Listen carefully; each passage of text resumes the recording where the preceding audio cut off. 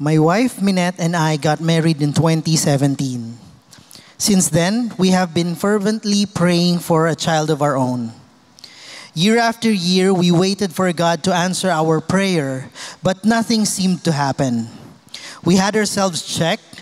My wife even underwent an IUI, or intrauterine insemination procedure, but still my wife was not able to conceive. We were disheartened, but we settled in our hearts that even without biological children, we are complete in Christ. In October 2021, we learned that my wife was pregnant without any medical intervention. Her pregnancy was relatively easy. Eventually, we confirmed through ultrasound that we will be having a baby boy. We named him Gabriel, which means God is my strength. After 4 years of praying, God finally gave us a son. As a first-time father, I was so excited, I made sure that I didn't miss any of my wife's appointment for checkup, and I was hands-on in preparing the things for Gab. I would always imagine the things that I would teach him and countless adventures that we will enjoy as a family. On June 1, 2022, Minette delivered our firstborn. However, immediately after delivery, the pediatrician informed me that Gab has a condition called Down syndrome, and he was very weak. He needed to stay in the nursery to receive oxygen and antibiotic therapy. Initially, I was in shock. It was heartbreaking. When my wife was wheeled out of the recovery room, I felt the pain through her eyes as she cried in silence.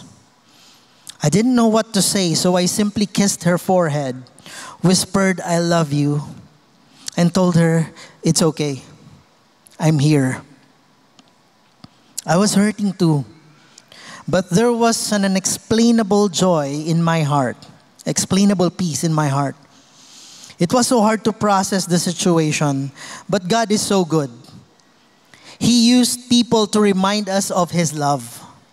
The situation may be different from what we expected, but I knew in my heart that God loves us, that He is sovereign, and that He has a purpose for everything. We prayed for a normal and regular child, but God gave us an extraordinary and special one, a teammate who will help us pave ways in reaching more souls for Christ. 2 days passed since his birth, but no progress was noted in his condition. He was still weak and could not breathe without oxygen support. On the 3rd day, we requested with his doctor if at least one of us can visit our baby in the nursery for him to hear familiar voices. The doctor agreed and even requested the nursery staff to allow my wife to do skin-to-skin contact with our son. Lo and behold, Gab responded positively. He began to move more, and there was progress each day. His lungs cleared up from pneumonia. His feeding tube was removed. The breastfeeding started. He was weaned off from the oxygen. His heart rate became normal. He completed his antibiotic therapy, and he was finally transferred to our room and was cleared to go home on the 8th day. 2 weeks after we got discharged, the doctors checked Gab's heart, and the results showed that he had a congenital heart disease, which can only be repaired through an open heart surgery. But it had to be done not later than 3 months old to prevent complications. We were advised to prepare 1 to 1.5 million pesos for hospital expenses. We honestly didn't know how we're going to raise that fund. My wife will not be able to work yet. We only had minimal savings in the bank, and the monthly ministry support that I receive as a full-time campus missionary was just enough for our current expenses. As a father and as the leader of our family, this was too much to bear. On Gab's first month, we were admitted again in the hospital because of the inflammation in his intestines and high bilirubin level that signaled a problem with the liver. We stayed for 4 days, and the weight he slowly gained through the first month was lost again. This meant delay on his surgery, but we trusted God's timing. We continued to pray about it, and God, in His amazing grace, provided everything we needed. God touched the hearts of a lot of people to help us financially. Most of them we do not even know personally. And in just a month, we were able to raise the needed amount for the procedure. Praise God. God gained the required weight and was cleared by his doctors to go on with the surgery. We were also able to secure an early schedule with the senior cardiothoracic surgeon, even if he was already booked until December that year. I was amazed at how God guided us through everything, from the choice of hospital to the doctors to the budget that we needed. God orchestrated everything. And on September 23, 2022, our son, at 3 months old, underwent an open heart surgery and was able to survive only by God's grace.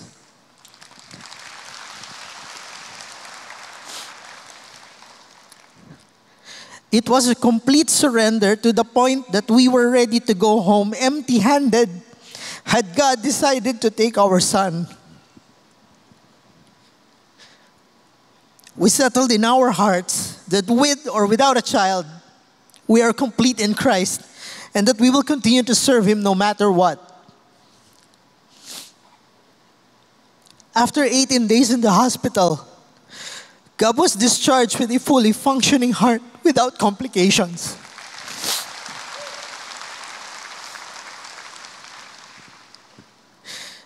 As of today, we are celebrating every progress with Gab.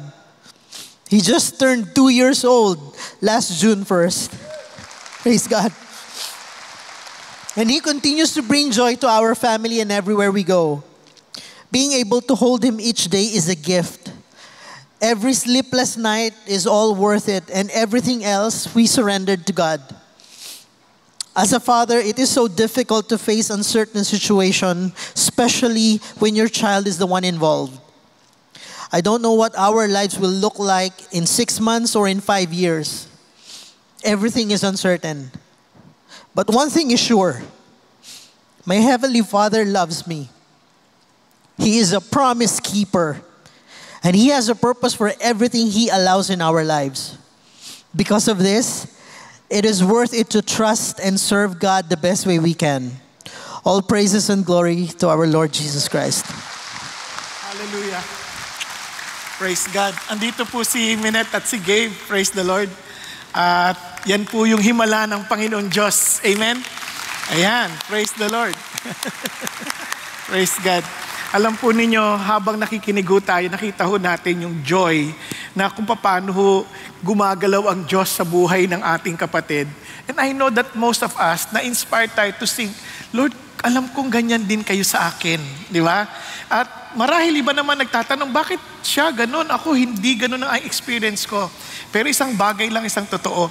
Whether God gives us what we want or not, one thing is sure, God never changes and His love will always be the same. Kaya ho, yun ang ating ipagpasalamat sa Panginoon. Kaya tuntua rin po ako kay Smaki at sa kanyang asawa na yung kanilang response sa mga bagay na nangyayari, talagang nakatuon lang sa Diyos. Amen? Na parang, Lord, hindi namin maintindihan lahat ng bagay na nangyari. Pero tiyak ako, hindi kayo nagpapahintulot na hindi namin ikabubuti. Amen po? So, pag-pray po natin sila, pwede po na tayo tumayo. Samahan natin silang pag-pray. Praise God. Aming Ama, maraming salamat sa buhay po ni Smaki, ni Minette, at ang maganda niyong regalong si Gabe. Lord, thank you. Hindi lang siya blessing sa kanilang dalawa, siya'y blessing sa aming lahat. Listening and hearing how you have sustained him, how you have provided for everything he needed, O God, in order for him to survive. We know, Lord God, that you do care for them and you love Gabe so much. And ganun din, Panginoon, it reminds us that you love us so much, O God, na ganun na lang, Panginoon, kung paano yung puso ng isang ama, nasabi po nga ninyo, yung pinakamabait na tatay na is evil compared to your goodness, O God. Kat alam namin, kung gano'n na lang yung puso ni Smaki para kay Gabe, lalong-lalo na ang puso ninyo para sa bawat isa sa amin. Salamat, Panginoon, at hiningi kong patuloy niyo pong, Panginoon, ganapin yung palatuntunan niyo sa buhay ni Gabe at maging sa buhay ni Smaki at ni Minette. Continue to use this journey, Father God, to bring glory and honor to your name. Thank you, Jesus. We give you all praise and glory.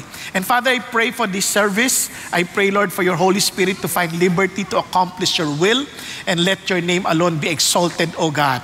In Jesus' name we pray. Amen. Amen and amen. God bless. God bless. Praise God. Ngayon po, ngayong hapon na ito, kung maalala niyo, we are to continue our series on the book of Colossians. Yun ang ating pinag-aaralan. Mabilisang pag-aaral just for us to see how God showed or used Jesus as the expression of His love. So, balikan lang ho natin, ano? Itong buong Colossians, obviously, it speaks about the supremacy of Jesus Christ. Kasi siya talaga yung supreme. Siya yung talagang ultimate na kailangan ng tao. And it should be supreme in our lives.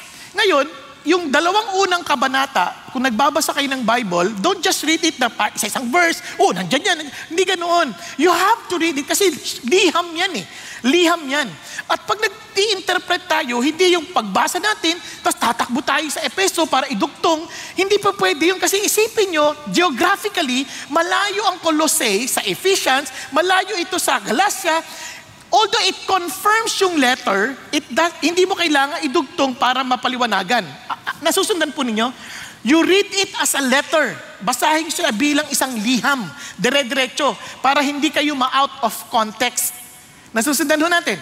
Kaya importante yun. Kaya on the first 2 chapters, which is common to any Paul's epistles, laging nauuna ho yung doktrina, right believing. Pag tama yung paniniwala mo, sigurado tama yung pamumuhay mo. Hindi pwedeng mahiwalay yan. Parang ito yung paniniwala, pero iba yung pamumuhay. Hindi uubra yun. It must be consistent.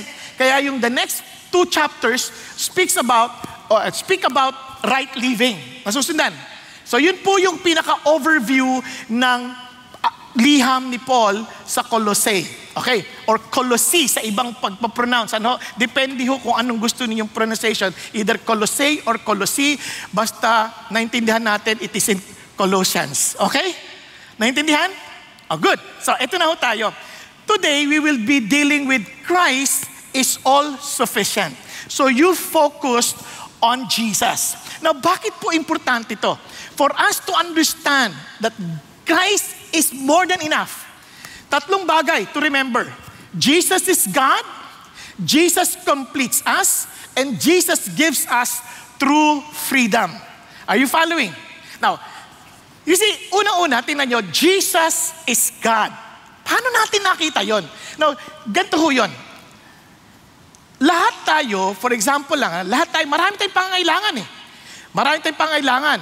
At kung hindi Diyos si Jesus, that need will never be satisfied. Hindi yan mapupunan. Sample, mga magulang, na-express nyo na ba ito na sa kabila ng mga sakripisyo ko, ganyan nyo pa ako kontratuhin? Narinig nyo na yan? Hello? Narinig nyo na? Di ba? Minsan naguhugas ka na, pagkatapos ko kayo pagluto, ako pa rin naguhugas. Ang kakapalang mga mukha ng mga batang ito. Ganyan, di ba? Parang somehow, ginagawa mo dahil mahal mo sila. But they're asking for more.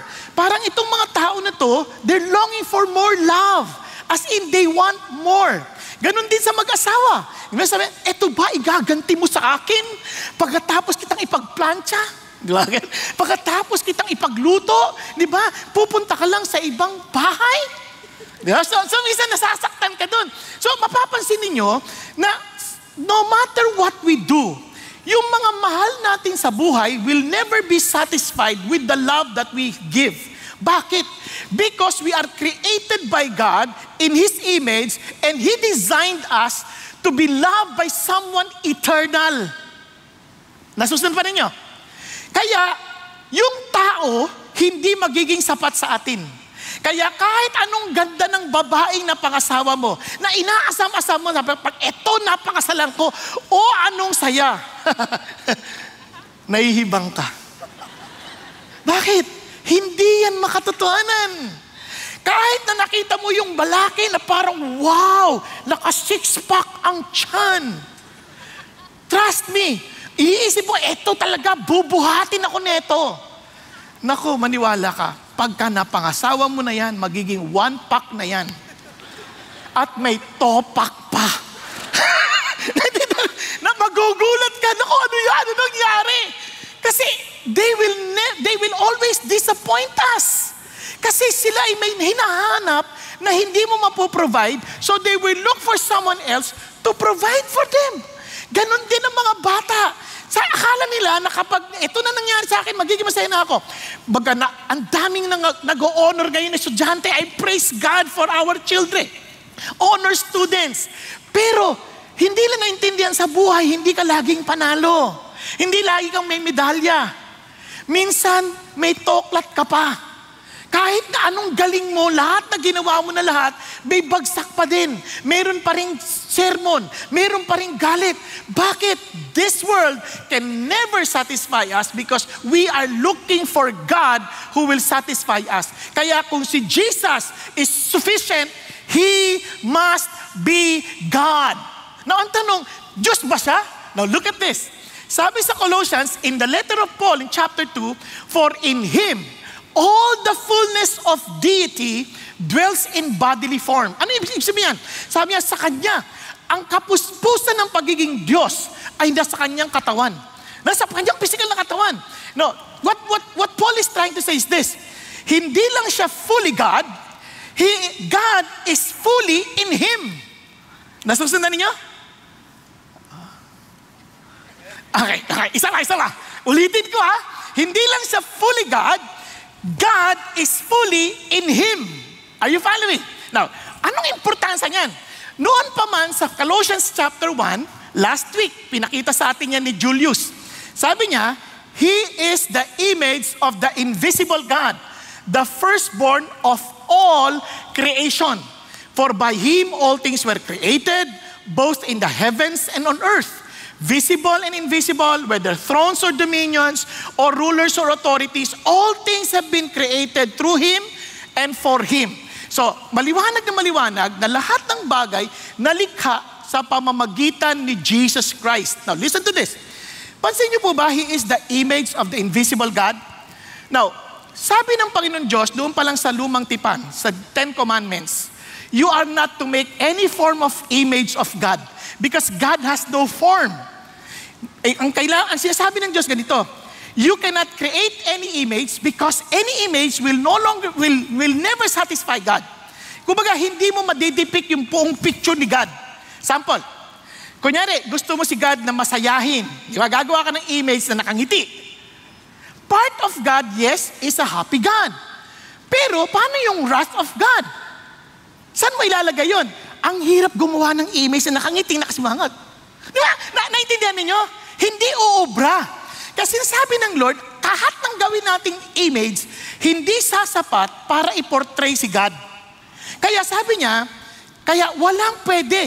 But God Himself will give us an image na talagang magpo-portray ng kabuuan niya. Sino? Si Jesus. Kaya, tandaan nyo be careful with the way we imagine. Bakit? Kasi the word imagine and image are on the same root word.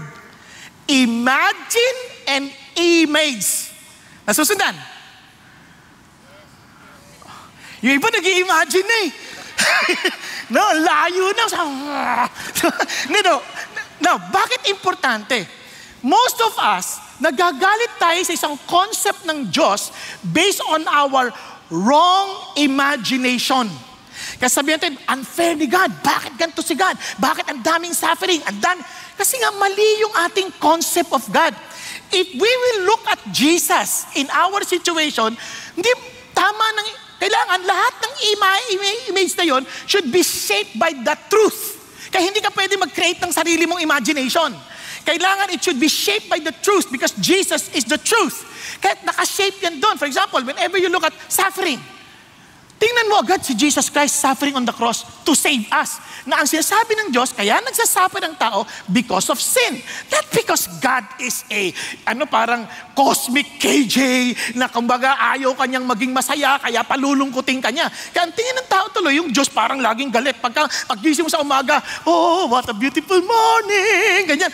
Masaya ka ha? Bibigyan kita ng problema ngayon para tumawag ka sa akin. Hindi ganun ang Diyos. Minsan tingin natin sa Diyos, kailangan maghirap ka. Tingin na maraming tao, gusto ng Diyos, naghihirap ang tao. Hindi totoo yun. Would you believe nung si Jesus Christ, doon sa feeding of the 5,000, biruin ninyo, yung 5,000, papauwi na ng mga alagad eh. Sabi ni Jesus, hindi, pakainin nyo sila. Baka mahiloy at mahimatay sa daan. At ano nakita nyo sa Diyos natin?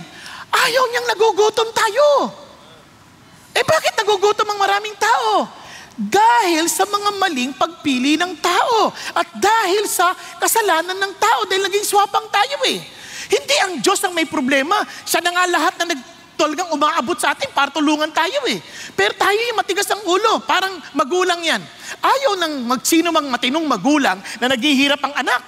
Kaya nga salita ng mga magulang, yung hirap na pinagdaanan ko, hindi ko padadaan sa anak ko. Kaya lalo sila naghihirap. Andiyan pa kayo. Nakuha? Bakit? Kasi walang matinong magulang gusto nagdurusay anak. Minsan nga gusto natin tayo na lang magdusa, wag na lang yung anak natin eh.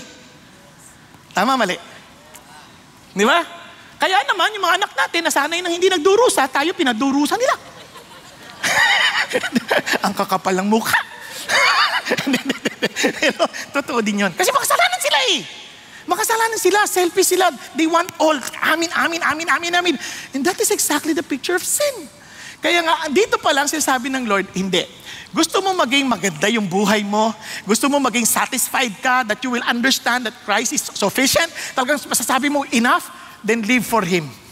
Because He is God. Meaning, if He is God, ito nga, kung walang image, listen to this, walang image, you cannot control God. The moment you create an image, you will create a controllable God. Bakit kailangan ng image? Because God wants to relate with us. Parang ganito yan. Kaya tayo, minsan, gusto natin mag-create ng something para may kausap tayo kasi ang hirap makipag-usap nang wala kang kausap. So we want relationship. And since God knows that, He gave us His Son, where the fullness of God's deity dwells in Him because He's the image of the invisible God para we can relate with God. Yun ang hangat ng Diyos.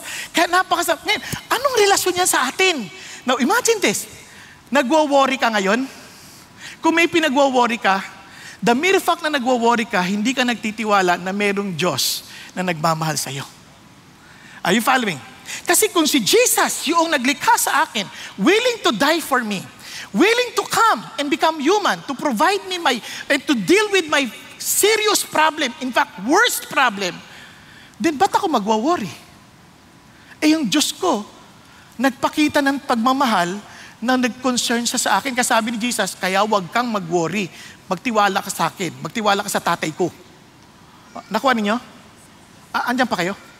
Now, ganun din sa paghahangad ng kasalanan. Bakit natutokso ang marami? Bakit natutokso tayo? Kasi hindi natin nakakalimutan natin yung image si Jesus eh. Parang ganito yan. Natutokso ka halimbawa sa isang babae. Tingin ka ngayon sa cross.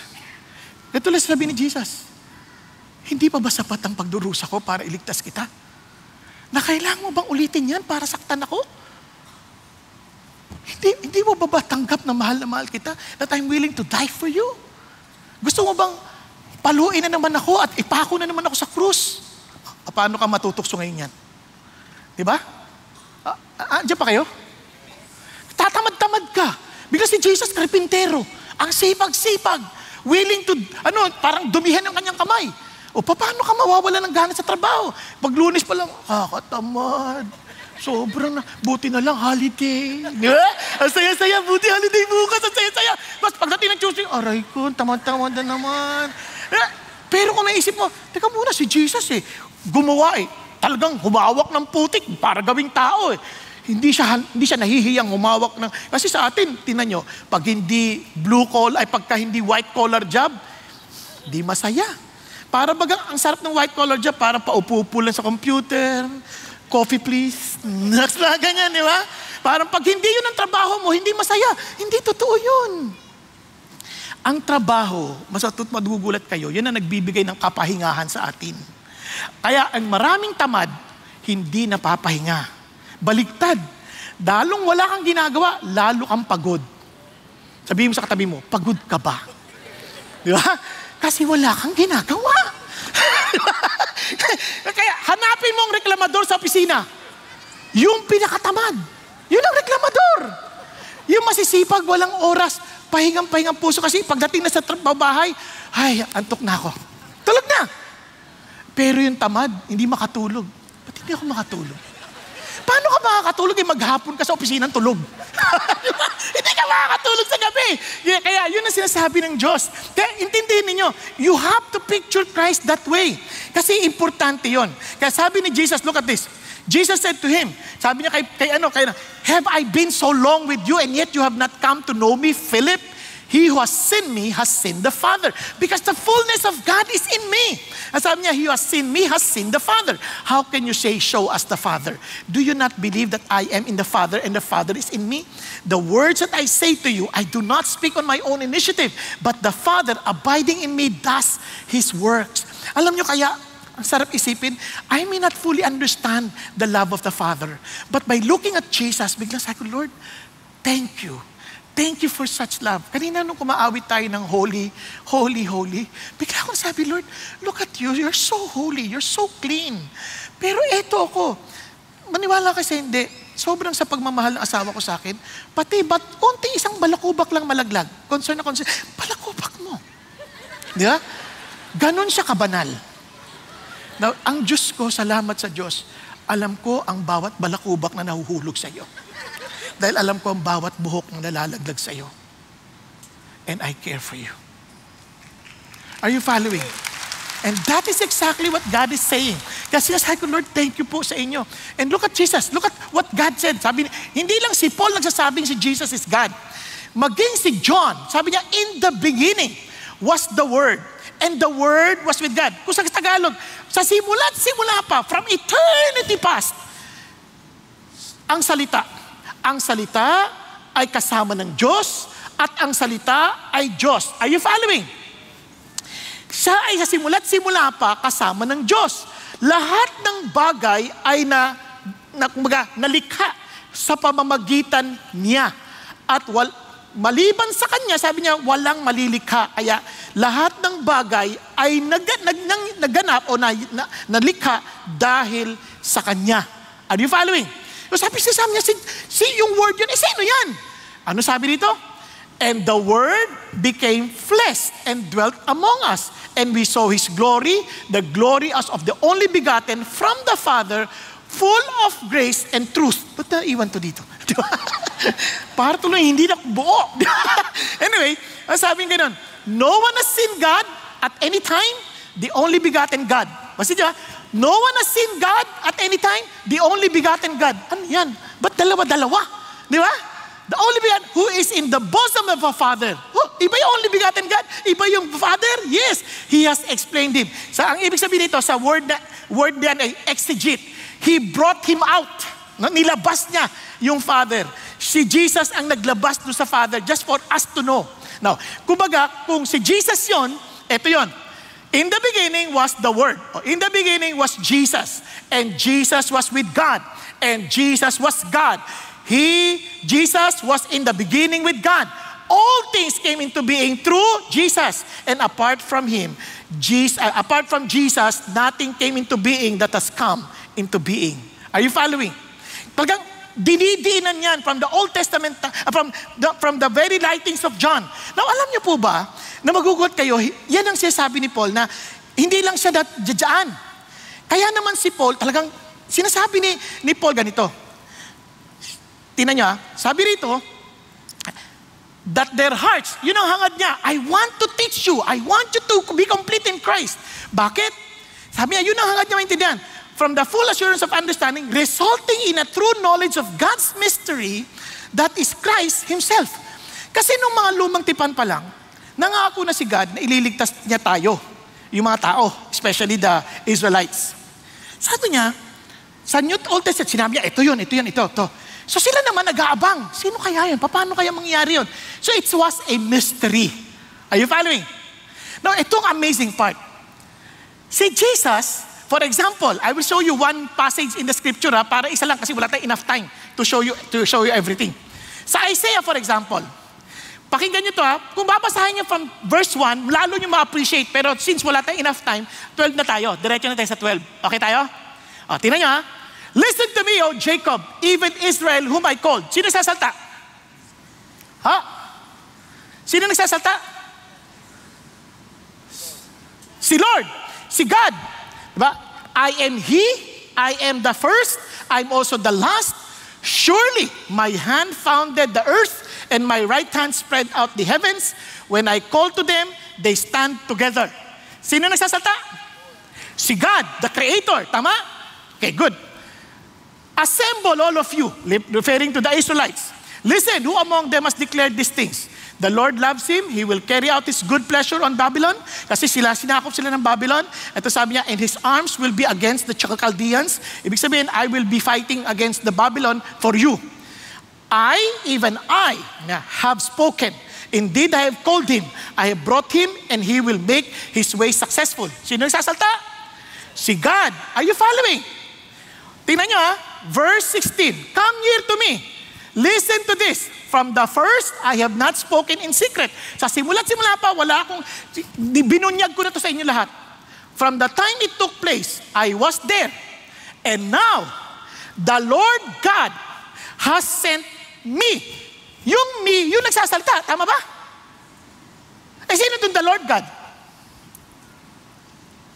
And sabi niya, and His Spirit. Ayun, dandin yung Trinity, no? Nakita nyo? Hindi, si Isaiah yan. Si Isaiah, tingnan nyo sa ibang translation, si Isaiah yan. Tingnan nyo. Sa simula pa lang, I am the first and the last. Sa Revelation, itong sabi ni Jesus. When I saw Him, I fell at His feet like a dead man, and He placed His right hand on me, saying, sabi niya kay John, do not be afraid. I am the first and the last. Andiyan pa kayo. Sabi niya, and the living one, and I was dead. Sino yung namatay? Si Jesus. And behold, I am alive forevermore. And I have the keys of death and of Hades. Nakuha niyo? Diyan pa lang sa Isaiah, kasi sinasabi lang, wala naman Trinity sa Old Testament. Ang linaw naman. Sabi nga niya the Lord God Himself, di ba, sent me and the Spirit. Tama ba? Tingnan nyo, natutulog na naman kayo, nag-i-imagine na naman kayo. Don't create a different image. Sige, tulog na kayo ulit. Now, nakuha ninyo?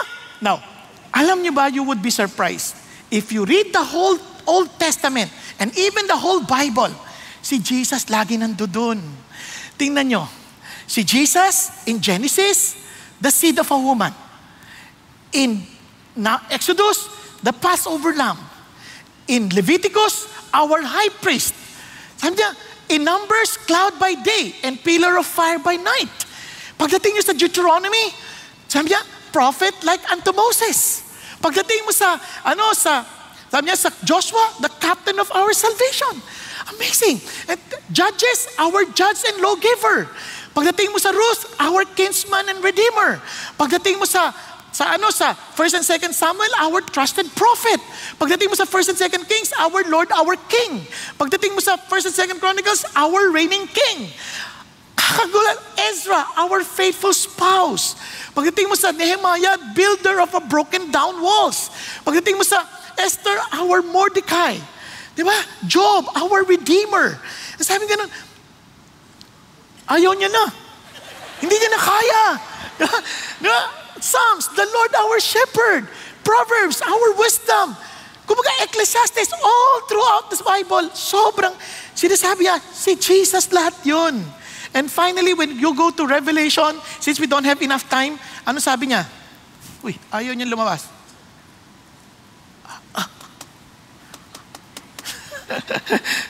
Ayun. Sabi niya gano'n, uy, ano yan? Ano na lumalabas? Yan. Sabi niya, Jesus, ang saya-saya. Hindi niya magagap. The King of Kings and the Lord of Lords. All throughout the scripture. Amazing si God, no? Si Jesus in every page. Alam niyo, kaya sinasabi ni Paul, I want you to grow in Christ. I want you to be complete in Christ. I want you to be mature in Christ. Para makita mo, para ma-appreciate, totoo ba to? Ito ba yung Diyos mula pa ng Genesis? Yes. Kaya sobrang, yung ano mo, pananampalataya mo, Lord, kaya kita pangahawakan eh.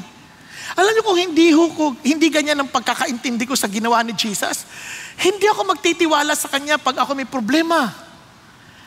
Alam niyo, halimbawa lang, sa maraming pagkakataon, siyempre, sinisiraan ka ng ibang tao. Nararanasan niyo din yan. Minsan kapitbahay, pero mga kapitbahay ko mababait ha, hindi yun mga kapitbahay namin mababait, purihin ang Panginoon Diyos. No, pero somehow sa ibang bahagi, maraming tao, pag-uusapan ka lang, hindi ka naman kilala. Sabi niya, ganito yan, napakasamahan yan, ganyan. And minsan gusto mo silang patulan. Gusto mo rin silang patulan, lalo na sa uso na yung social media. Gusto mo na rin patulan. Anong lagi sabihin ng Diyos? Anak, ano mas importante sa'yo? Pangalan mo o pangalan ko? Huwag mo na silang patulan.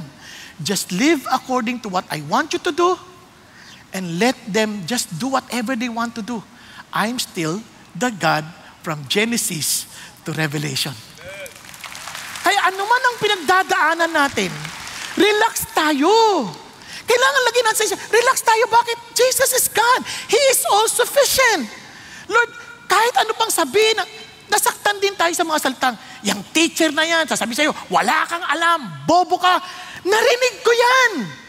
Naalala ko, pinatalon ako ng teacher ko ng 200 beses dahil daw mabaho ako.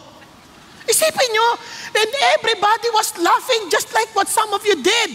Yun, alam mo, yung pabantuwa talaga, isa, baho, dalawa, baho, 200 yun. Siyempre, habang sinasabi yun, binibilang yun, tumutulong luha ko. Nakikita ko pati yung crush ko, tatawa-tawa. Baho, baho. Siyempre, ang sakit-sakit sa loob. Kasi iniisip ko, ako yung, Lord, paano na? Ano na saysay ko sa buhay? And purihin ng Panginoon Diyos. When He found me, ano sabi ng Lord sa akin? Bibigyan kita ng saysay sa buhay. Kaya hulahay ko pinagdidiinan to.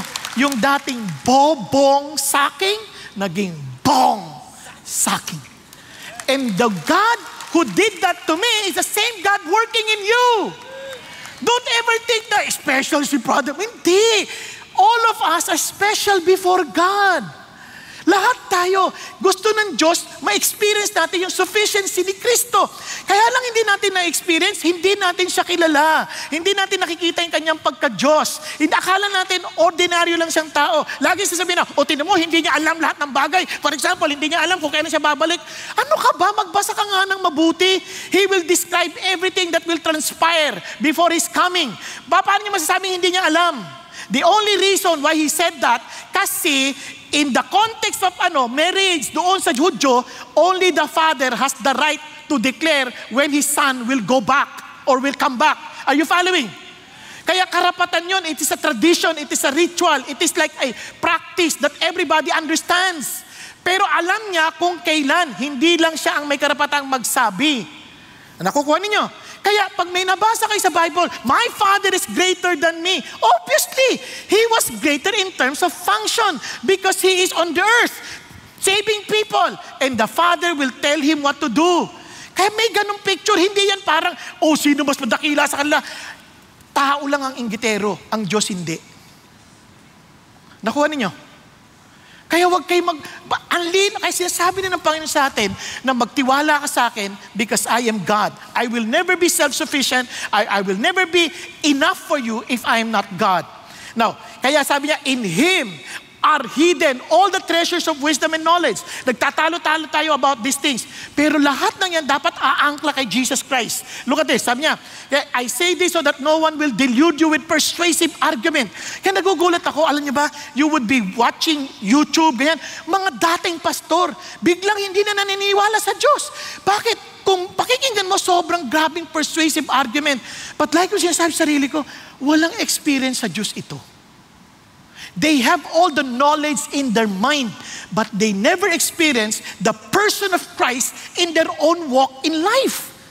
Kapag naranasan mo na si God, ang hirap mo nang sabihin walang Diyos. Kasi nakita ko eh. Hello? Sample lang. Noong nasa Quezon ako, nag-minister kami. Mga tao, bingi. Talagang bingi.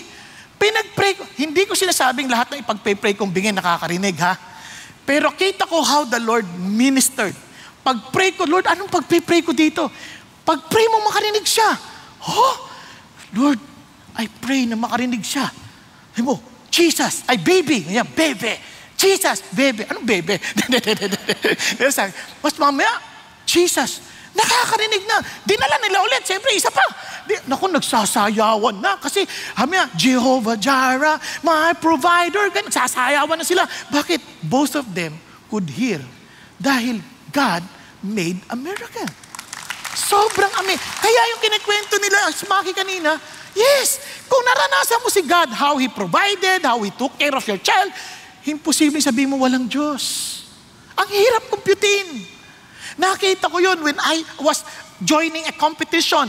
Sabi ko, Panginoon, I want to honor my father. Sabi mo kasi, honoring my father. Lahat ng kapatid ko nag-uwi ng medalya. Pagkakataon ko ito, mag-uwi ako ng trophy. Allow me to win. What you believe during the competition, hindi ko masolve yung problema. Ang hirap. Sabi ko, Lord, akala ko ba papanalunin mo ako para mabigay ko sa honor sa tatay ko? Give me wisdom.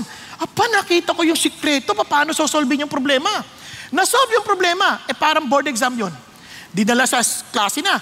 Yung teacher sabi niya, there is something wrong with the problem. It cannot be solved. No, ma'am, it can be solved. Huh? Paano? Come here. You solve it on the board. Okay po. Sinolve ko sa board. Na-solve. Sabi niya, wow! Kaya alam ko ako na panalo rin. Kasi hindi nga ma-solve yung teacher eh. Sabi niya, how did you see that? Sabi ko, tinuruan ako ni Lord. May cheating. Tinuruan ako ni Lord. Pinakita niya sa akin paano ko sosolvin yung problema.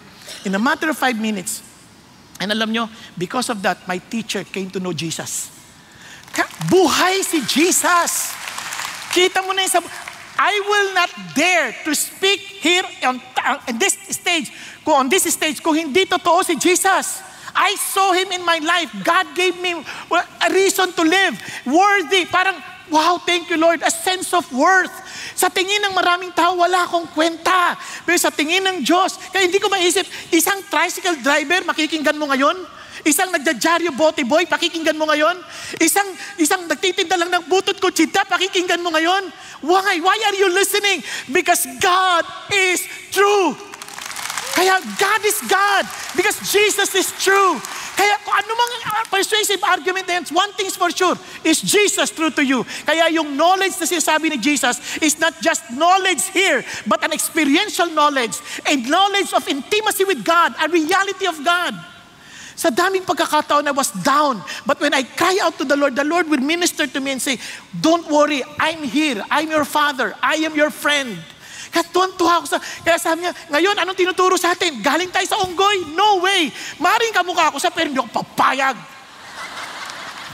Kaya wala na akong balahibo.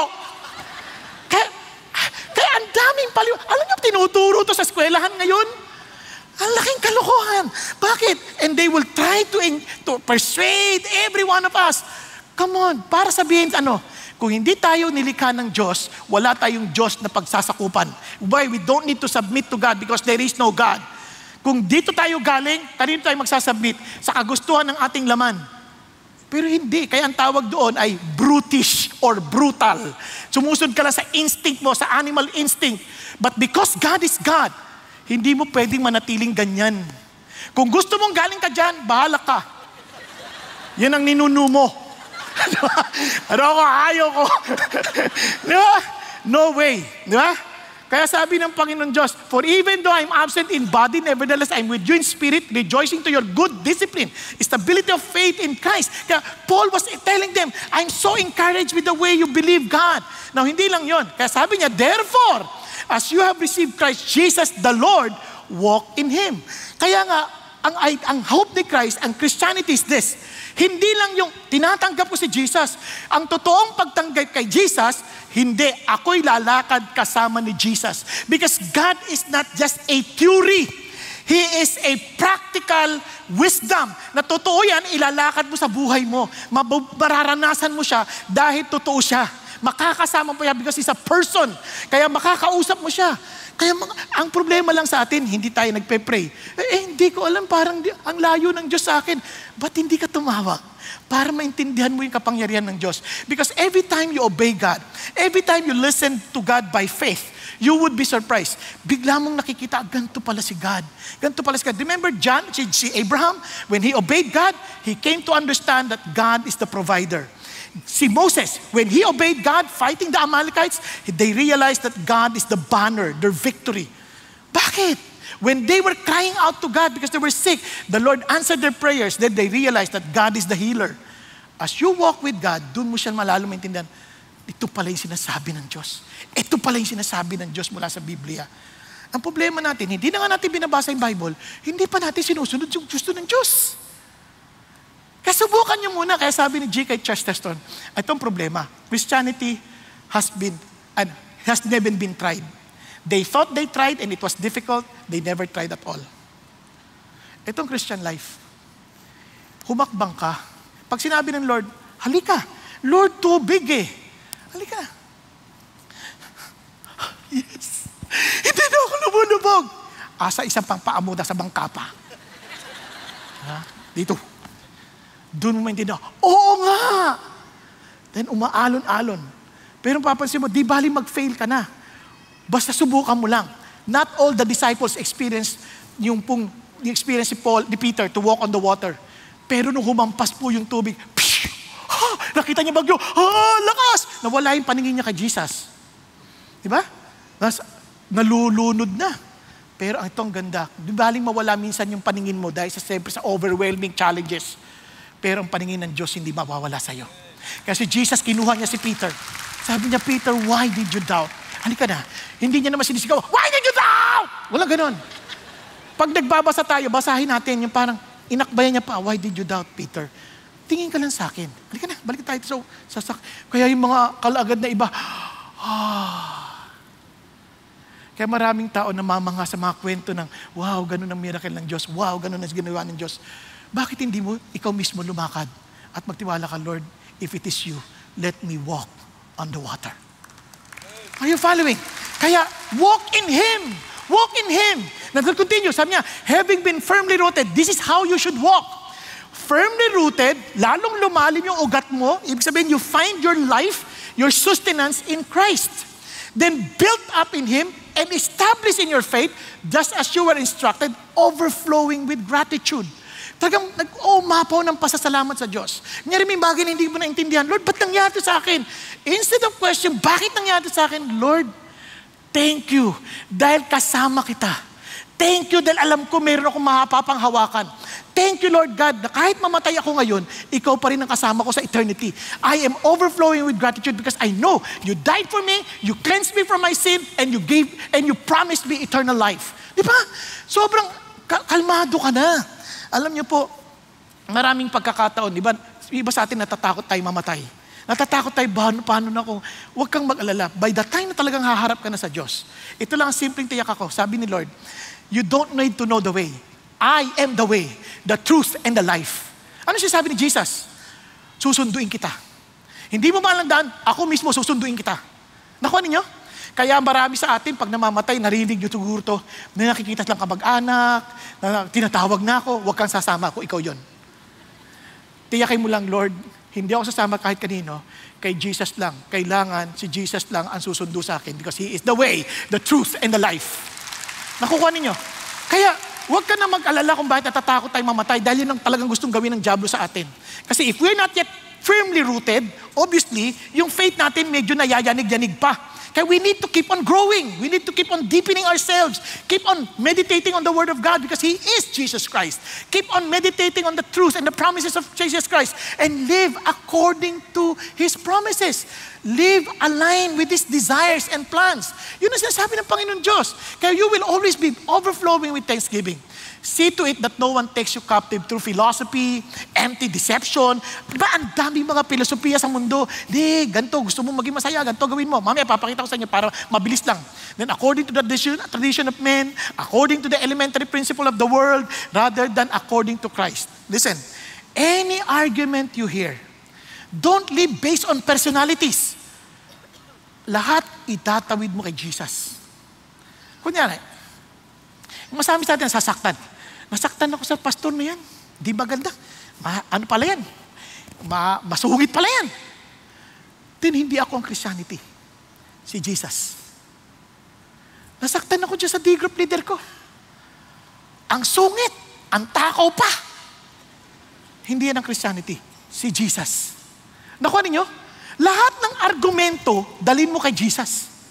Wag mong itingnan yung tao. I can fail you, I can disappoint you, pero punta ka kay Jesus. Hindi ko alam kung ano mangyayari sa akin bukas, but one thing for sure, if Jesus is with me, well, sabi, who can be against me? Yun lang alam ko. Pero even if, in case, because of my weakness, I fell, focus on Jesus. Wag sa akin. Wag sa kahit sino yung pastor. Hindi church, hindi kasi church is not God, pastors are not God, Jesus is God. Siya lang ang panghahawakan mo. Kaya yun ang sinasabi niya. Kaya everything, according to Christ, wag na tayo magtalo-talo. Minsan, pagalingan. So what if you win the debate? It doesn't matter. Ang tanong, did Jesus win your heart? Kasi manalo ka sa debate, napanalunan kita, pero hindi mo napanalunan si Jesus. Useless! Kasi CCF will never be your Savior. Only Jesus. Nakuha ninyo? Kaya yun ang sinasabi ng Lord. Now, listen to this. Kaya tinan yung mga false teachings na pinagdadaasan nila noon, ha? Yung iba, gusto ko mga supernatural experiences. Ang tawag dyan ay mysticism. Diba? Worship of angels because they saw angels going through angelic mediators kasi, wow, they experience seeing angels. No, mysticism. Yung iba naman, syncretism. Combining different religions, philosophies to reach God. Parang lahat, pagsamasamahin natin, pare-pareho lang yan. Diba? Kaya pagsamasamahin natin yan, para sigurado tayo. Hindi pa pwedeng isa lang paniniwalaan mo, lahat. Hindi. Yun ang nangyayari sa kanila noon. Gnosticism. Salvation is achieved through special knowledge. Parang wow, may kakaiba akong knowledge na hindi nila alam lahat.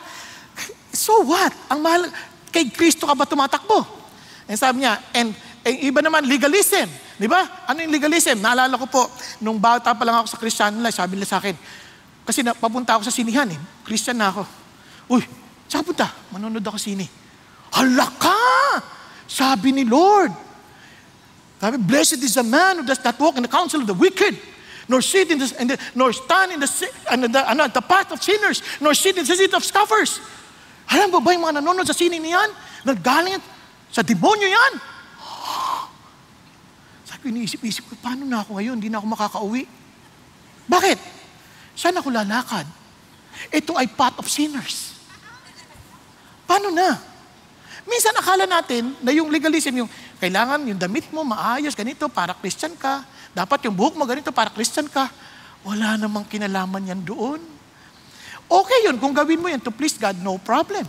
Pero, kung iniisip mo yun ang magiging paraan mo para to gain favor of God, para maligtas ka, then you miss the point. Hindi yan ang magiging sagot.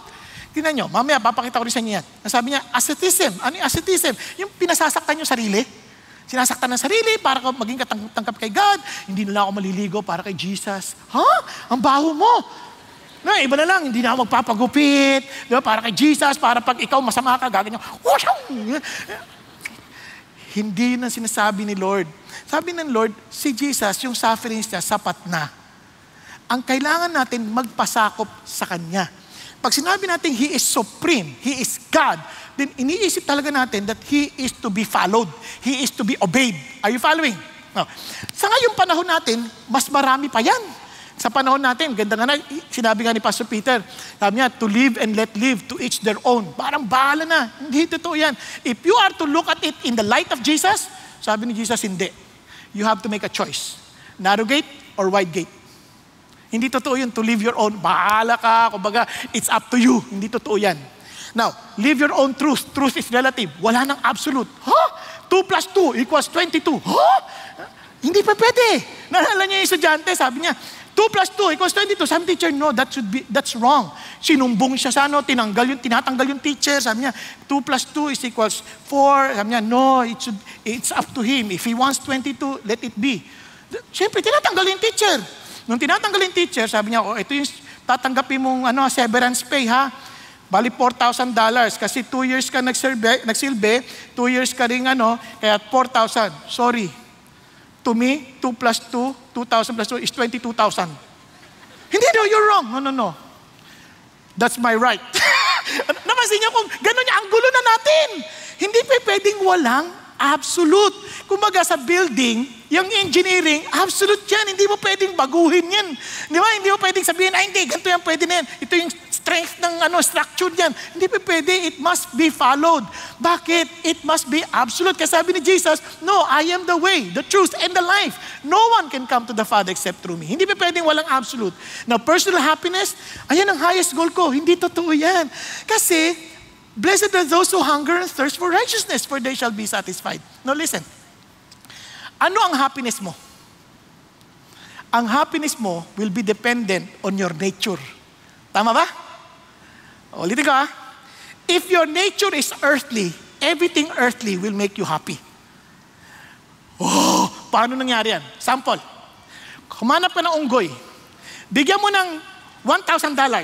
Matutuwa? Hindi matutuwa yan. Unggoy yan eh. Ibigay mo sa mukhang pera yan. Kulang pa yan. Mukhang pera eh. Tama ba? Kulang pa yan. Kaya, yung nature natin will dictate ano yung gusto natin na magpapasaya sa atin. If we belong to God, for sure, our desire is righteousness and obviously anything eternal. Tama ba? Kasi yun ang nature natin eh. Kaya, yung happiness, napaka-relative, depende sa nature mo. Kaya, you ask yourself, ano nagpapasaya sa'yo? Naalala ko one time, tinatamad din ako once in a while, no? Lord, gusto ko pa matulog. Pagod po ako eh. Tapos mamaya, pag pikit kong ganyan, you lazy servant. Dumayo talaga ako. Lord, sorry. Pero hindi ka, si God, napaka-malambing na Diyos. Pero praise God pa rin by telling me, huwag kang tatamad-tamad. It's a privilege to live and to rise up and do something good for others. Tama ba?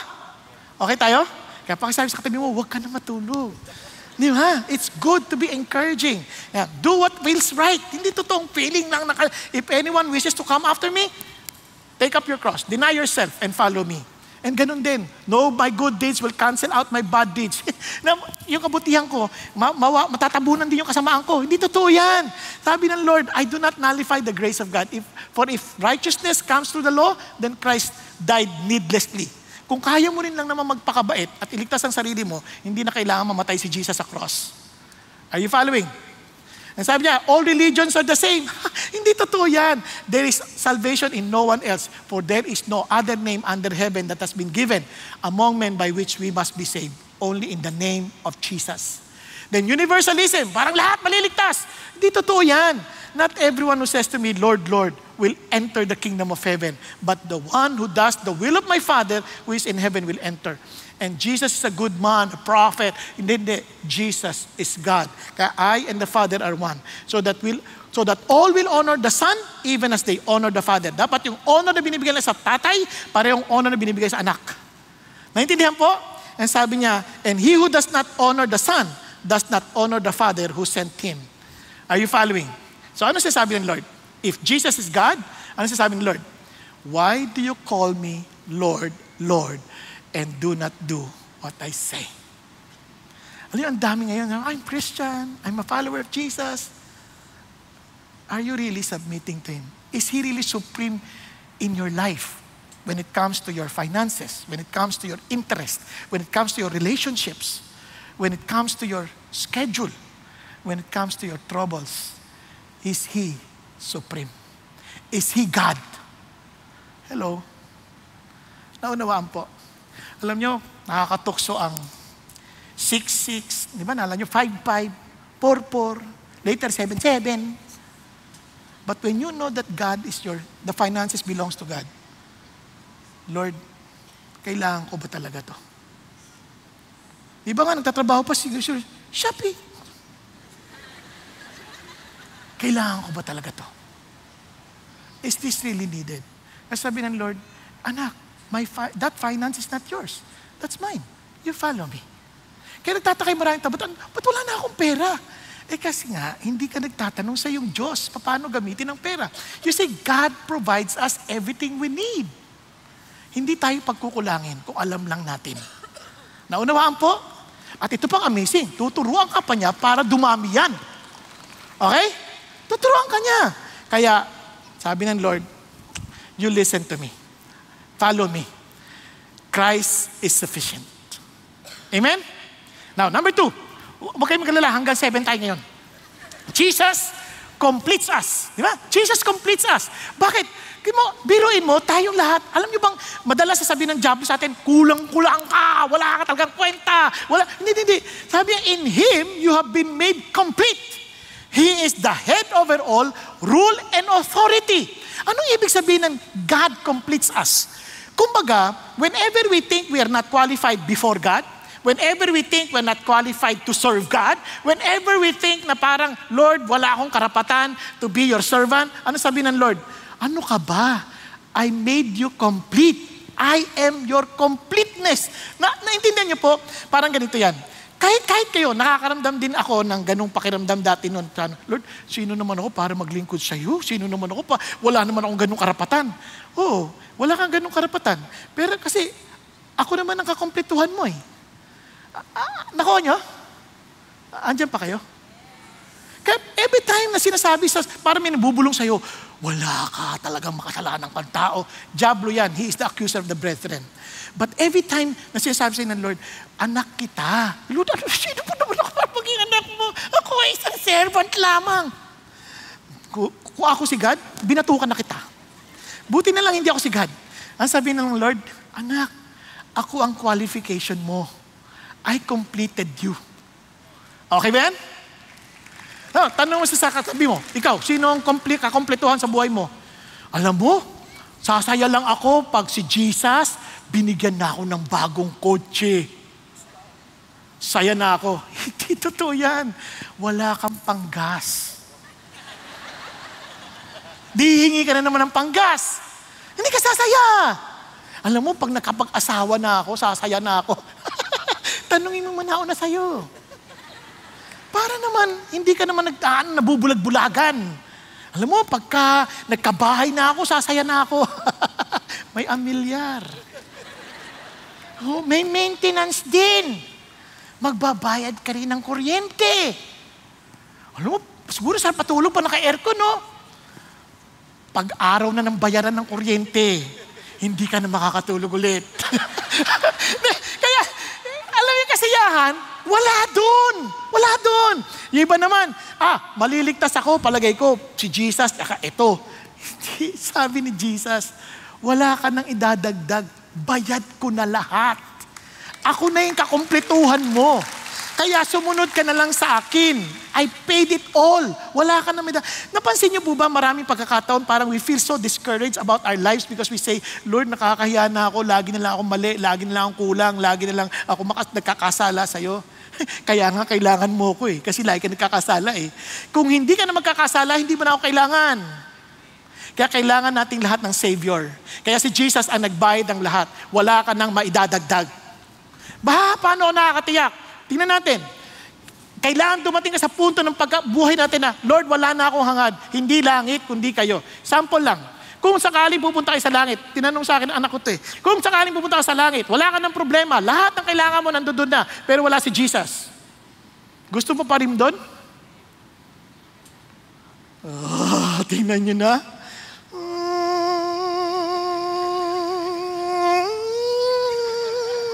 Pag-isipan nyo mabuti.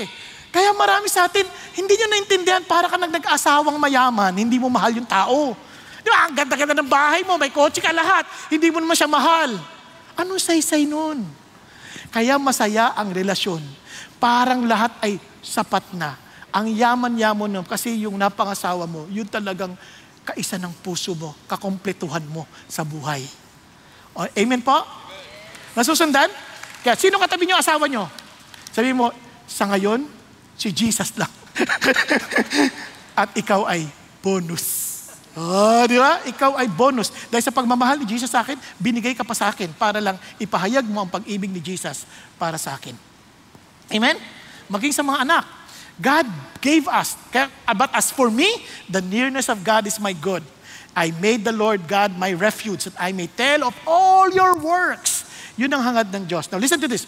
And in Him you were circumcised with a circumcision made without hands, in the removal of the body of the flesh by the circumcision of Christ. Now listen to this. In the Old Testament, para maging kabahagi ka ng tao ng Diyos, you need to be circumcised. This will assure you that you're part of God's people. Sabi ng Lord, and most of us, lahat tayo, hinahangad natin to be part of God's people. And sabi natin, Lord, ano kailangan kong gawin? Ang daling isipin na lahat yung external. Kailangan ko ba magpasihikaw? Kailangan ko ba gawin to? Hindi, sabi ng Lord, I will circumcise you. Not in the work of hands, but I will circumcise you with my own blood. That's the idea. Kaya sabi niya, the removal of the body of the flesh by the circumcision of Christ. Si Kristo ang nagsuffer. Bakit? Kasi yung idea ng circumcision is for us to be acceptable before the Lord. Paano gagawin ng Lord? Ganito yan. I will give you a new heart and put you a new spirit within you. Kaya mapapansin nyo, pag sabi ng Lord, sa'yo na ako, parang walang nangyari sa akin. Kasi kailangan nating aminin, we need to have a new heart. Kasi babalik tayo sa kasalanan. Kaya God will give us a new heart, a new spirit within you, and I will remove the heart of stone from your flesh and give you a heart of flesh. Anong difference ng heart of stone sa flesh? Ang heart of stone, wala akong pakialam. Dito, Lord, parang bakit concerned na ako ngayon sa kapwa ko? Bakit, Lord, bakit parang concerned na ako sa mga mali kong gawa? Dati wala naman akong pakialam. Napansin niyo ba yun? Kaya kung narapansin yun, alam niyo, Christian kayo. Bakit ngayon concerned na ako? Dati, parang ang sarap mangopya. Better to cheat than to repeat. Ba't ngayon parang di na ako nakasasiyahan? Parang, di ba? Dati, pag di ako nagbayad sa jeep, sabi ko lang, praise God, hallelujah. Ngayon parang pagbaba ako na hindi ako nakapagbayad, nag-aalala ako, kawawa naman yung driver. Di ba? Dati, pagka sasakay ako, mataba ka, hindi ka pwede sumakay. Parang dali-dali kong magtanggi. Dali kong manglait. Ngayon parang, bakit ko nilalait sa ibang tao? Ba't nagbago yung puso ko? Naging parang laman na nagkaroon ng damdamin. Na-experience niyo po ba yun? Dati sinasapak ko anak ko, ikaw, saan bahay ka? Pak! Kawawa eh. Pero ngayon, ba't parang concerned ako na may pasa ko ang godly legacy? What happened to me? That is what God does in us. And I will put my spirit within you and cause you to walk in my statutes, and you will be careful to observe my ordinances. Amazing. Kaya sabi ni Lord, having been buried with Him in baptism, that is a picture of what happened to us. Yung baptism, hindi kailangan magpabaptize ako para maligtas ako. No. Yung baptism is a picture, our public declaration of what happened to us. Kaya kahit ilang beses ka ilubog, kung hindi naman nangyari sa'yo, wala rin yun. Di ba? Parang ganito, in which you were also raised up with Him through faith in the working of God who raised Him from the dead. Now look at this. When you were dead in your transgression and the uncircumcision of your flesh, He made you alive together with Him, and having forgiven us all our transgression. Ilan ang pinatawad ni Lord na kasalanan natin? Ilan? Lahat! Paano tayo nakakatiyak? Sino sa iyo, nung namatay si Jesus, buhay na kayo? Wala pa? Ibig sabihin, lahat ng kasalanan natin, future. Tama? O di lahat? Hindi, nakaraan lang kasalanan ng pinatawad. Ano ka ba? Alin na doon ang nakaraan sa'yo? Sige nga. Lahat future. Kaya sabi niya, all of your sin has been forgiven. Yan ang picture ng baptism. Parang ganito yan, no? Sabi ng Lord, what shall we say then? Are we to continue to sin so that grace may increase? May it never be. How shall we who died to sin still live in it?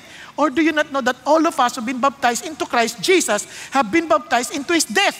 Kaya yung baptism, remember, ilulubog. para kang nilibing. You're already dead to your past. You're done. Di ba? Lahat ng kasalanan mo, nalibing na rin. And you will rise up again with the newness of life in Christ. Kaya hindi ka na kailangan magpaalipin pa dyan sa kasalanan. And sabi niya, therefore, we have been buried with Him through baptism into death, so that as Christ was raised from the dead, through the glory of the Father, so we too might walk in the newness of life. Kaya bago nang nilalang. Hindi ka nang, ay, ako yung makasalanan, magsinungaling talaga ako. Hindi na. Nagsinungaling ka, pero hindi ka na sinungaling. Huwag mo na i-convince mo, sinungaling ako. Hindi na. Hindi mo na kailangan magsinungaling dahil hindi ka na sinungaling. Nakuha niyo po ba yun? Andiyan pa kayo? Ginawa ko na dati, lari kong pinupukpok, mura ako ng mura. Dahil marikain niyo ako, nagmumura ako, pukpuk. Namagalang labi ko. Pero hindi nawala yung pagmumura ko. Pero when God gave us a newness of life, nagtaka na lang ako, nagkaroon akong kakaibang gustong gawin at basahin at pakinggan. At nung inahamon ako ng away, ang sagot ko ay, ang paghihiginti ay hindi sa akin. Ito'y sa Panginoon. Nagulat ako, hindi na ako nagmumura. Sabi ko, tas kasabi nung naghamon sa akin, Padre Damaso, ano nangyari sa'yo? Nagulat siya. Ay, kasi nga may newness of life na eh. Nagkakaroon ka ng ibang gusto, nagkakaroon ka ng ibang gustong kasama. Yan. Kaya sabi niya, kaya having canceled out the certificate of debt consisting the degrees against us, which was hostile to us, He has taken it out the way, having nailed it to the cross. Mabilisan lang ha, kasi we don't have enough time. Si Jesus Christ, naalala niyo, when He was crucified, sabi ni Pilate, I found no guilt in this man. Sabi niya, if you will not crucify Him, then you are not a friend of Caesar. So meaning, since Jesus Christ, according to these people, He's the King of the Jews, hindi mo kaibigan si Caesar kasi there must only one king. Rebelde ka. Are you following?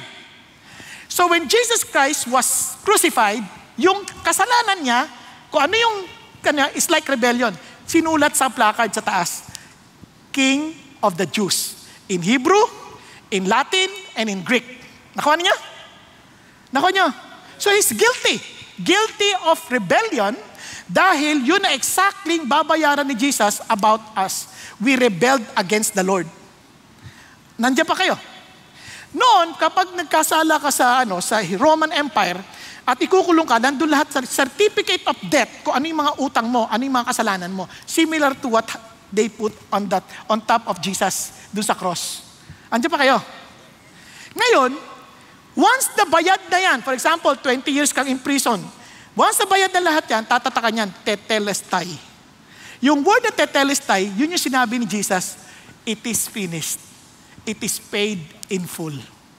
Kasabi niya, tinanggal ni Jesus yan at nailed it to the cross para sabihin sa atin, wala ka ng utang. Lahat ng mga katibayan ng pagkakasala mo, binura na lahat ni Jesus. Natabunan na ng dugo ni Jesus. Kaya sabi niya, when He disarmed the rulers and authorities, sa buong akala ng demonyo, panalo siya. Hindi niya alam, it made a public display of them, having triumph over them through Him. Kasi yung last word ni Jesus, it is finished. Into your hands. Balik na ulit, Father, into your hands, I commit my spirit.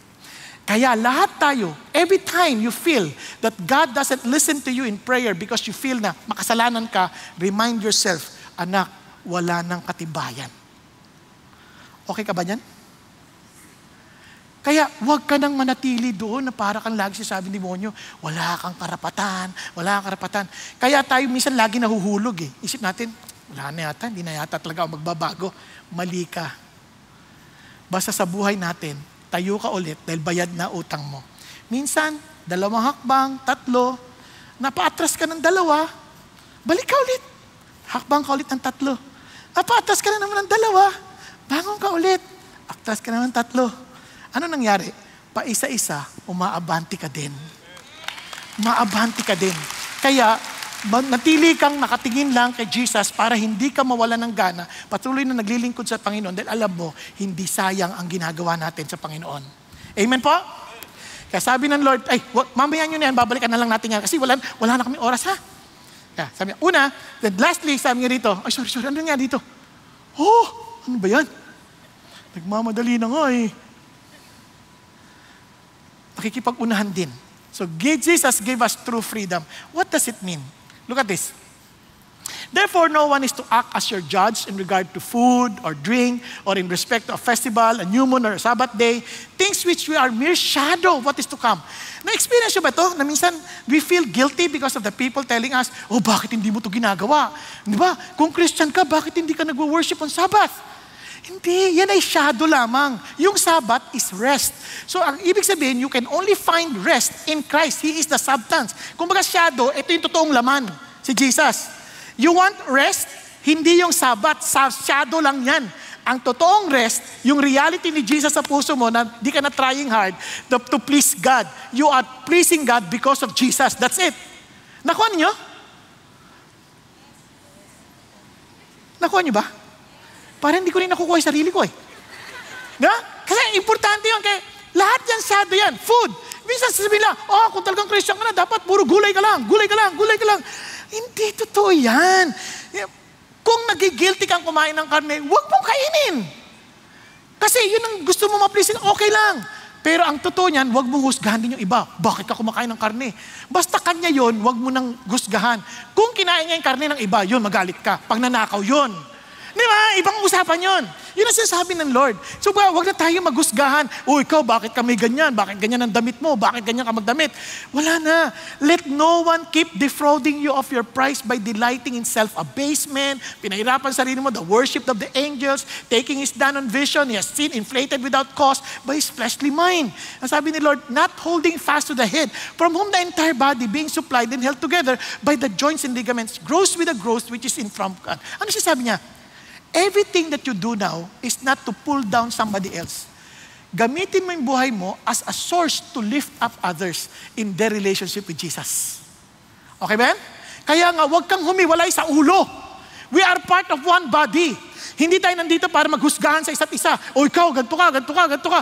Walang ganon. That's not our calling. Our calling is to love one another and help one another to be lifted up in Christ. Kaya nga sabi ng Bible, edify one another. Build up one another. Are you following? Don't destroy each other. Yun ang sinasabi niya. Now, let's continue.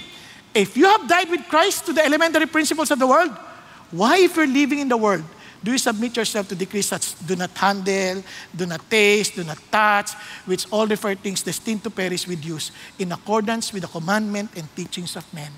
Minsan, dyan tayo natali ng demonyo, na parang, puro bawal yan, bawal yan, bawal yan. Isa lang bagay na hindi bawal. Magmahal ka para sila ay magmahal kay Jesus. Hello? Kaya, issue ng damit, basta wag ka nakapapasok dito naka-bathing suit. Kasi yan ay pang swimming. Pero kung magsiswimming ka naka-bathing suit, wala akong problema. Nakuha ninyo? Huwag na tayo magtalo dyan. Nagwiwig ka, walang problema. Kung gusto mong mahabang buhok mo, it's okay. Basta, wag mong husgahan, wag mong kutsain yung mga kalbo. Nakuha natin? Minsan, nakawig na nga, kalbo, ganun. Nakawig ka din naman eh. Di ba? Wag nang ganun. Wag na tayong maghusgahan sa isa't isa. Let's build up one. That's the idea. At ang sabi ng Diyos, and I will end, these matters which we have to be sure, the appearance of wisdom is self-made religion and self-abasement, severe treatment of the body, but are of no value against fleshly indulgence. Ang totoong freedom na sinasabi ng Lord dito, is not the ability to do what you like doing when you feel like doing it. True freedom is the power to say no to sin and yes to God. It is the power to do what is right. True freedom is to live according to what our loving Master wants. Are you following? Ang totoong freedom, Lord, mabuhay ako according to what you want me to become. That's being complete in Christ because Christ is sufficient. Christ is more than enough. And let me end. Alam po ninyo, balikan ko lang po itong mamang ito kasi nilagpasan ko siya kanina. Ito po, pumupunta siya sa simbahan, ay sa kapilya, sa center, sa church building. Ang church tayo yun. Yung building, hindi tayo, yung church, yung building, lugar lang yung where we gather. Nakuha niya. So ito na siya. Pupunta siya doon, pananghalian, galing sa trabaho, upo lang. Eh medyo marungis, medyo kakaiba itsura. Yung pastor, nagtatak, sabi mo, mukhang magnanakaw ito ah. Alam niyo mga pastor, minsan mapaghuski. Kaya patawarin niyo kami ha. Minsan mapaghuski talaga kami. Minsan kala namin natutulog, yung pala nagpe-pray. Di ba? Tapos, ba't nakanganga? Purihin ng Diyos. Minsan mapaghuska kami. Pero hindi namin naintindihan talaga. So sabi niya, so nakita niya, baka magnanakaw to ah. Mamayang konti, nung nilapitan, sabi niya, sinabihan niya na. Sabi niya, Mama, ba't ka nandito? Tanghali. Sabi niya, tuwing tanghalian po, kasi may 30 minutes, meron kami 1 hour break. Yung 30 minutes po ako, nagbabiyahe po ako. Sabi niya, nagpunta ako dito para sinasabi ko kay Lord yung puso ko. Sabi niya, ito yung sabi niya kay Lord, naparito po ako para sabihin sa inyo, Panginoon Diyos, kung gaano ko saya. Mula nung natagpuan kita bilang aking kaibigan at nung inalis mo ang aking mga kasalanan, hindi ko po alam kung gaano ako magpe-pray. Pero ito lang alam ko, Jesus, andito po ako just to check in today. Yun lang. Lagi sinasabi yun. So, nahiya yung pastor. Siyempre, nahiya eh. No? Hanggang sa isang araw, hindi na nagpunta. Nalaman niya na hospitalized yung mama. Pero sabi ng mga nurse, alam niyo yung mamang yan, wala man lang pumapasyal. Wala man lang pumupunta sa kanya. Pero ang saya-saya niya. Lahat kami na-impluwensyahan ng kanyang kasiyahan. Bakit? Sabi niya, tinanong namin siya. And sabi niya, bakit ang saya-saya mo? Ay, hindi niyo naiintindihan.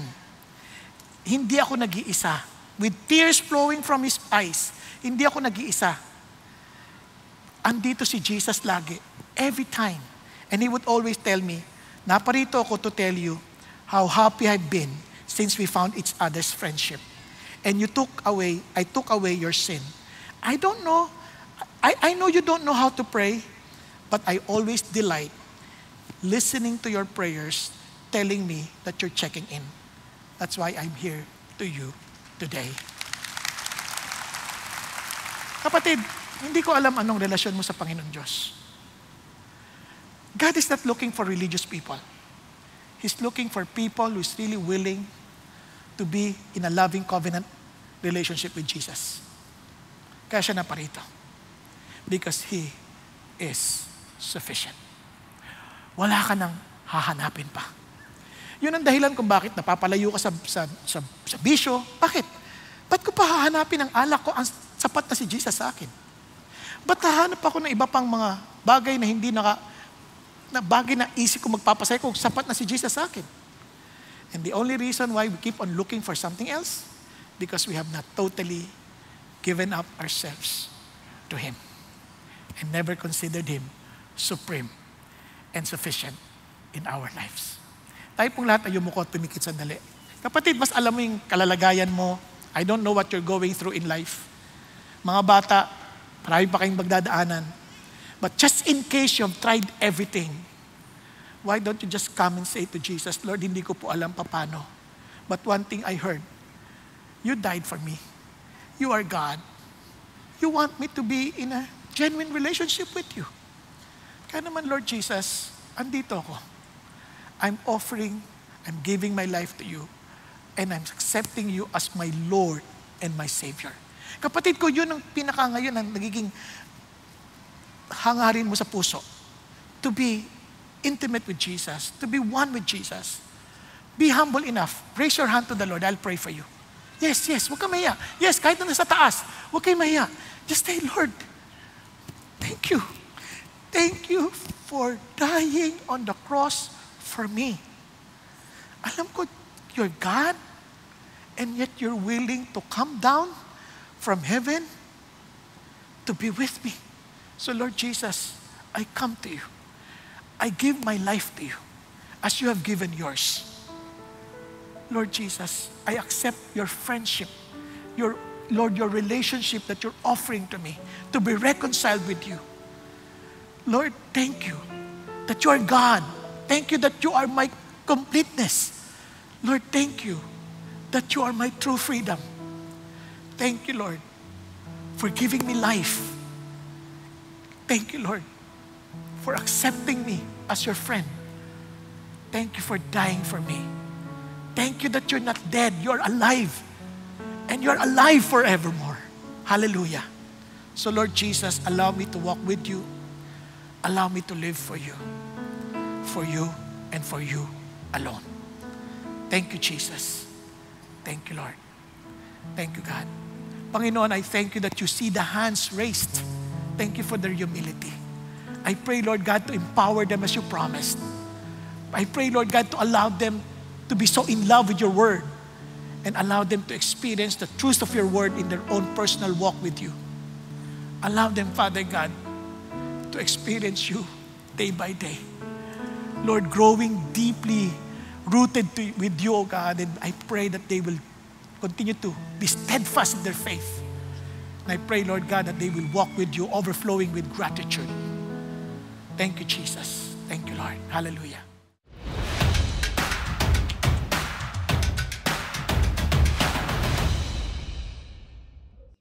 Magandang araw, CCF family. Welcome to Sunday Fast Track, where you ask real-life questions and we give you biblical truths. Ako po si Jeriel Orgasan mula sa Elevate Exalt Ministry at kasama po natin si Pastor Bong Saking upang sagutin ang inyong mga katanungan. Magandang araw po, Pastor Bong.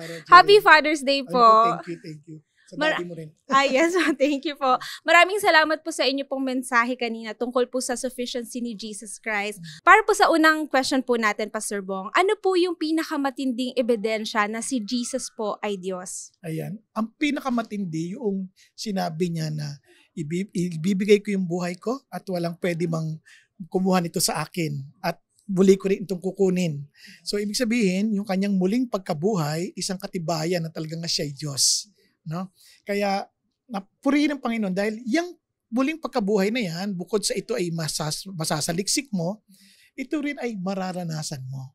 Kaya yung mga nakakilala kay Jesus on a personal level, na kung saan naranasan na yung talagang muling pagkabuhay ni Jesus, katulad ni Pablo, for example, di ba, na dating galit kay Jesus, galit sa mga sumusunod kay Jesus, biglang nagbago, biglang sumunod sa Panginoon. Kasi nga, nakita niya yung, naranasan niya yung muling pagkabuhay ni Jesus. And praise God, hanggang ngayon, nararanasan ng marami yan. Ako personally, praise God na dahil na muling nabuhay si Jesus, nabigkaroon ng saysay yung buhay ko. Hallelujah. And marami pang iba. Maraming salamat po, Pastor Bong. And para naman po sa ating pangalawang katanungan, kung si Jesus po ang kukumpleto po sa atin, bakit nakakaramdam pa rin po tayo ng kakulangan o discontent po? Ayan. Alam mo, may mga bagay na minsan out of our ignorance sa mga bagay na meron na tayo. Naghahanap pa tayo ng ibang bagay kasi nga hindi tayo lumakad kasama ni Jesus na where we are to be deeply rooted sa paniniwala na sa kanya, na maging matibay at steadfast yung ating pananampalataya at talagang lagi magpasalamat dahil naniniwala tayong siya Diyos, hindi siya nagkakamali at ang kanyang mga desisyon ay para sa ikabubuti natin. Ngayon, naalala ko tuloy yung nagkaroon sila ng spoof ng advertisement ng Castaway. Naalala mo yung Castaway, yung FedEx, di ba, na nalagay na crash, tapos yung mama, si Tom Hanks. Gawa sila ng spoof na yon. At nung nakaligtas na siya, after so many long years, di ba, yung package ng FedEx na dala-dala niya para sa alan, hindi niya binubuksan, dinala niya pa rin. And alam nakalagay doon sa box na yon. Nung binuksan, satellite phone, at food, at gayon din. Lahat na sanang yung GPS na nakatulong sa kanya para nakuha siya kaagad, nandoon. And maraming ganyang Christian. They have all the blessings of God to experience yung talaga yung blessing ni God because He's enough. Hindi lang na-experience dahil hindi man lang binuksan yung package na dala-dala nila na yun pala ang magliligtas sa kanila na mas mabilis kaysa sa kanilang inasahan ng matagal na panahon. Thank you po. And para naman po sa ating huling katanungan, Pastor, bilang isang ama po, dahil nagdiriwang po tayo ngayon ng Father's Day, di ba po? So, bilang isang ama, gaano po ba ka-importante na maituro natin ng maaga sa atin pong mga anak ang salita po ng Diyos? Ayan, alam mo, sabi sa Psalm 78, that we are to teach our children and children of our children to find their confidence in God. Isipin nyo, alam nyo, kung hindi ko nakilala si Jesus, walang saysay yung buhay ko. And I praise God na dahil kay Jesus, gusto ko rin makita ng mga anak ko yung ganda ng binigay ni Jesus na buhay. He came not to destroy us, but to give us an abundant life. Kaya naman, dapat lang na makita nila yung yung sufficiency sa buhay, hindi sa dreams nila, hindi sa mga bagay na material sa lupa dahil ito'y nawawala, kundi makita talaga nila yung reality ni Jesus sa buhay nila. Kaya hanggat maaga, hanggat kaya na nilang gagapin at maintindihan sa awa ng Diyos, makilala nila si Jesus. Yun po.